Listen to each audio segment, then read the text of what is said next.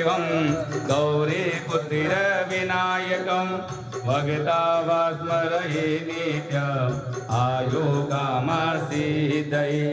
प्रथमं वक्रतुण्डं च एकदन्तं द्वितीयकं तृतीयं कृष्णपिङ्गाक्षं गजवक्त्रं चतुष्टकं लम्बोदरं पञ्चमं च षष्ठं विकटमेव च सप्तं विघ्नरात्रं च दुर्वर्णं तथाष्टकं नवं बालचन्द्रं च दशं तु विनायकम् एकादशं गणपति द्वादशं तु गजाननं द्वादशितानि नामानि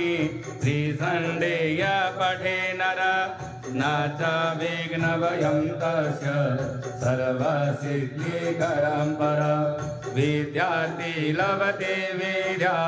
धनार्थी लभते धनं पुत्रार्थी लभते पुत्रा